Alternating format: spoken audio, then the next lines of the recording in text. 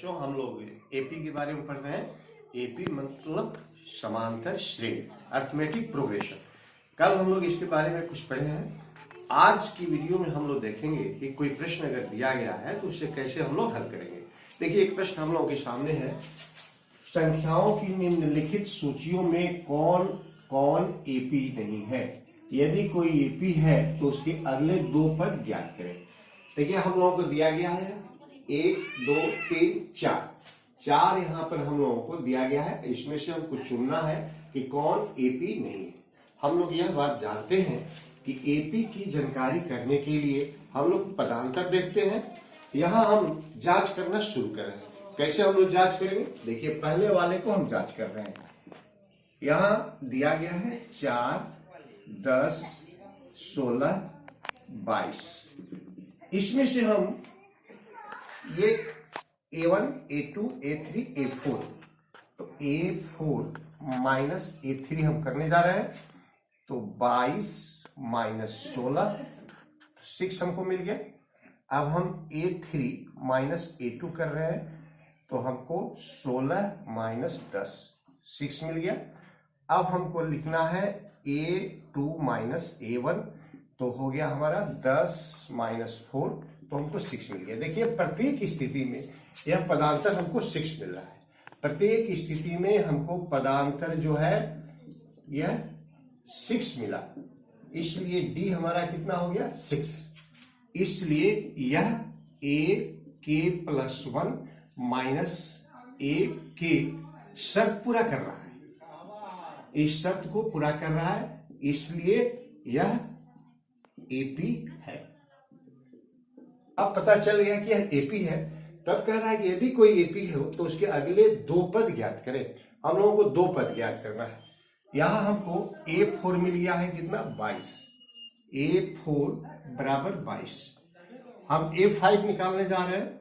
हम D को जोड़ते जाए तो अगला पद हमको मिलते जाएगा।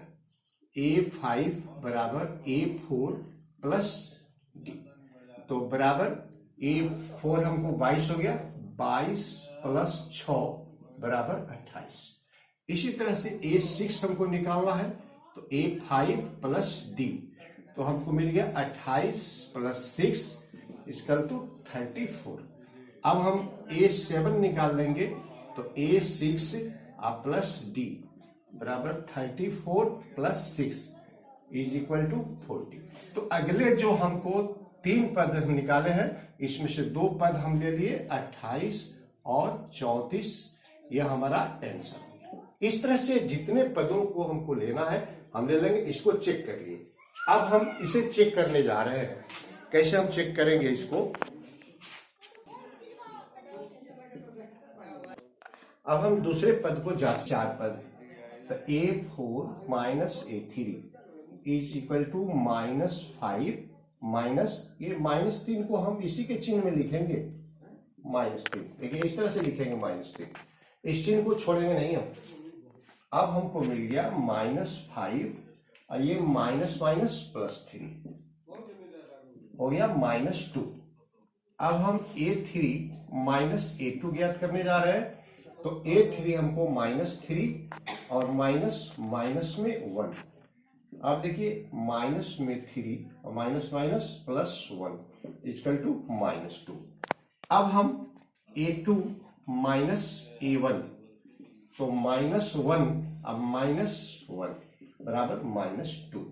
देखिए, यहां भी हमको पदांतर जो है, पदांतर हमको मिल गया -2, यानी D बराबर -2, इसलिए एपी है।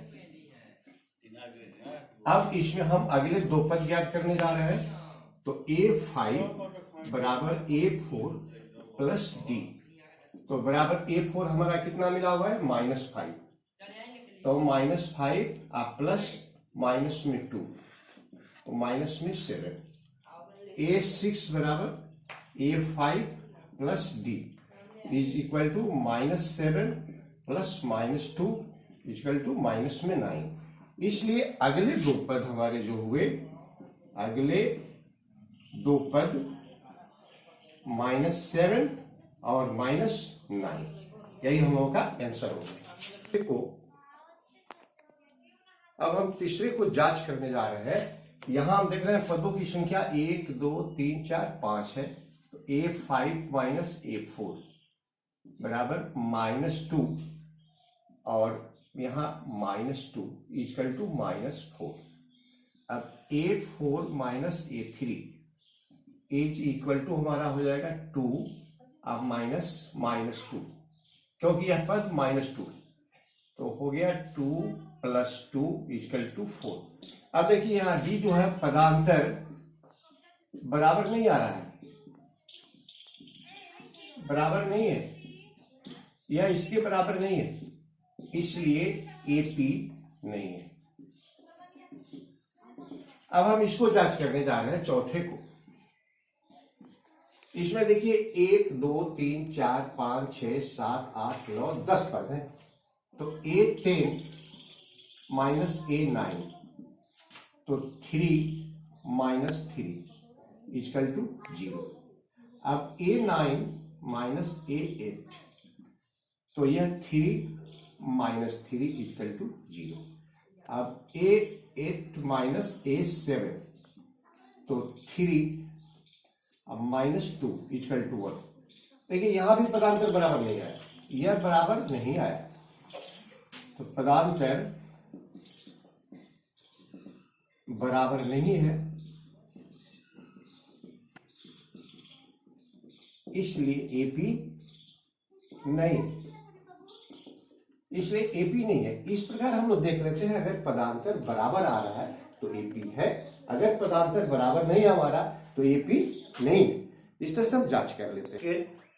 एक दूसरा प्रश्न हम लोग देखने जा रहे हैं। इस प्रश्न का हम लोग कैसे उत्तर ढूंढेंगे, देखिए एपी 21 18 15 डिटो का कौन सा पद -81 है? क्या इस एपी का कोई पद शून्य है? तो देखिए हम लोगों को इसमें पहले एन ज्ञात करना है, कौन सा पद। दूसरी बात यह कि यह कह रहा है कि एपी है, एपी जांच करने की कोई जरूरत नहीं है, क्योंकि खुद ही कह रहा है प्रश्न की एपी है, इसलिए हम लोग एपी जांच नहीं करेंगे, हम लोग केवल यहाँ डी प्राप्त कर लेंगे। तो हम लोग जानते हैं डी बराबर A3 माइनस A2। किन्हीं दो पदों का अंतर हम ज्ञात करेंगे। अगर एपी हमको पता है कि दिया गया प्रश्न हमारा एपी में है, तो किन्हीं दो पदों का अंतर ज्ञात करके हम पदांतर ज्ञात कर लेंगे। अब देखिए यहाँ A3 यानी 15 माइनस 18 तो बराबर -3। अब देखिए इसका हमको मिल गया डी बराबर -3 और ए यानी पहला पद हमारा 21 है। अब हमको क्या ज्ञात करना है, एन बराबर कितना, जबकि लास्ट पद हमारा -81 है, यानी ए एन बराबर -81। हम अपने सूत्र को रखेंगे, ए एन वाले सूत्र को। तो ए एन बराबर a plus N -1 into D. यह सूत्र हम लोग पहले से जानते हैं, इस सूत्र को पढ़े भी हैं, याद भी किए हैं। अब यहाँ ए एन के जगह पर ए एन को रखते, देखिए यहाँ सब कुछ हम लिख चुके हैं। अब हम केवल इसको इस सूत्र के जहां जहां जो डिमांड है इसका उसको रखेंगे। एन के जगह पर -81 रख दिए, -81 बराबर ए मतलब 21 प्लस n -1, n हमको नहीं मालूम है तो n -1 जो का त्यों रख देंगे। डी हमको मालूम है -3 तो इंटू -3। अब देखिए हम ऐसा करेंगे, यहाँ प्लस है, पक्षांतरित कर देंगे, तो यहाँ 21 को इधर पक्षांतरित कर रहे हैं, पक्षांतरित होने पर ये माइनस होके आएगा और यह माइनस जो है इस माइनस के साथ जुड़ जाएगा। तो यहाँ कितना हो गया, 1 1 2 और 8 2 10, 102 हो गया माइनस में n -1 इंटू -3। अब देखिए ये जो -3 है यहाँ गुणा में है, इधर भेजे तो भाग हो जाएगा। तो यहाँ हमको मिल गया माइनस में 102 अब बट्टे माइनस में 3 इक्वल टू n -1।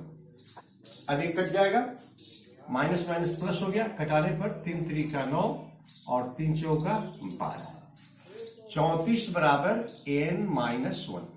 अब हमें n ज्ञात करना है तो -1 को ही पक्षांतरित कर देंगे, -1 इधर आके प्लस हो जाएगा, तो हो गया हमारा 34 + 1 = n। इसलिए n बराबर 35। इसलिए यहां यह कौन सा पद है, तो यह -81 AP का ये 35वां पद है, 35वां पद है। इस तरह से हम लोगों ने प्राप्त कर लिया कि एपी का कौन सा पद है, तो 35वां पद है। देखिए बिल्कुल साधारण तरीके से पहले हम नोट कर लेंगे, डी ज्ञात कर लेंगे और उसके बाद अपने सूत्र को रख करके हम ज्ञात कर लेंगे, एन ज्ञात कर लेंगे। अब यहाँ एक चीज देखने वाली बात है, यहाँ हम लोग देखते हैं, पूछता है कि पद है कि नहीं है। तो देखिए अगर एन हमारा ऋणात्मक हो जाता है या भिन्नात्मक हो जाता है, यानी बट्टा में आ जाता है, तब हम उसको नहीं कर देंगे, नहीं है, क्योंकि एन कभी भिन्नात्मक नहीं हो सकता है। अब हम लोग देखने जा रहे हैं अलग प्रश्न, और इस प्रश्न में देखिए किस तरह से पूछ रहा है, 2 अंकों की कितनी संख्याएं 3 से विभाज्य है। 2 अंकों की कितनी संख्याएं 3 से विभाज्य है। हमको यह ज्ञात करना है कि 2 अंकों की कितनी ऐसी संख्याएं हैं जो 3 से विभाज्य यानी 3 से कट सकती हैं। अब हम 2 अंकों में 3 से कटने वाली संख्याओं की सूची प्राप्त करेंगे। तो देखिए 2 अंकों में सबसे छोटा जो अंक है वह 10 है। 2 अंकों में सबसे छोटी संख्या 10, लेकिन 10 जो है वह 3 से विभाज्य नहीं है। फिर 11, यह भी 3 से विभाज्य नहीं है। तो फिर हमको मिला 12, 12 3 से विभाज्य है, इसलिए हम यहां 12 ले लेंगे। और इस तरह से 3 के गुणजों को हम इसमें रखते जाएंगे। यहां हम पहुंच गए 99 तक। 99 जो है यह 3 से विभाज्य है। तो एक सूची हम लोगों को प्राप्त हो गई कि 12 से लेकर के 3 के गुणे जो 99 तक प्राप्त होता है, यही हमारे 2 अंकों में 3 से विभाज्य अंकों की सूची है। अब हमें इन अंकों को ज्ञात करना है कि आखिर इनकी संख्या कितनी है। देखिए बहुत इत्मीनान से, बहुत सरल तरीके से हम लोग ज्ञात कर लेंगे। यह तो हम समझ गए कि 2 अंकों में सबसे छोटी संख्या 10 है जो 3 से भाज्य नहीं है। अब 11 भी भाज्य नहीं है, इसलिए यह संख्या 12 से शुरू होगी। और 2 अंकों में सबसे बड़ी संख्या 99 है जो 3 से विभाज्य है, इसलिए 99 हम रख लेंगे। अब यहाँ यह एपी है, निश्चित है, एपी है, स्पष्ट दिखाई पड़ रहा है, क्योंकि यहाँ डी अगर हम ज्ञात करें तो डी बराबर 18 - 15 बराबर 3 हमको प्राप्त होगा। अब यहाँ ए बराबर 12 मिल गया, डी बराबर 3 मिल गया, और ए एन जो है यह 99 मिल गया। हमें निकालना क्या है, एन। तो चलिए हम लोग अपने सूत्र का प्रयोग करें, ए एन बराबर a plus n minus 1 into d. अब इसका हम उपयोग करने जा रहे हैं। तो ए कितना है हमारा, 12 है, तो 12 प्लस एन माइनस 1 नहीं मालूम है, N minus 1 into D, D हमारा 3 है, 3 रख देंगे। और यह एन कितना है हमारा 99, यहां लिख लेंगे हम 99। अब पक्षांतरित करेंगे, 12 प्लस में है जाके माइनस हो जाएगा, 3 गुणा में है भाग हो जाएगा। तो एन माइनस 1 बराबर 99 माइनस 12 अब बट्टे 3। तो अब हो गया एन माइनस 1 बराबर, यहां हो गया हमारा 9 में से 2 गया 7, और यहां बच गया 9 में से 1 गया 8 बट्टे 3 बराबर हो गया। इसको भाग देंगे हम तो कितना हो जाएगा, 2 तिहाई 6, और यहां बच गया 27, तो 2 9 3 9 27। अब देखिए अब हमको प्राप्त हो गया n माइनस 1 बराबर 29। हम 1 को भी इधर भेजेंगे तब n का मान प्राप्त होगा। देखिए यहां दोनों साथ में, इसलिए 1 को इधर भेजना पड़ेगा। तो n इक्वल टू 29 प्लस 1 बराबर 30। हमको प्राप्त हो गया कि ऐसी संख्याएं 30 हैं। तो हमको आंसर कितना मिल गया, 30। इस तरह से हम लोगों ने प्राप्त कर लिया कि ये 30 है।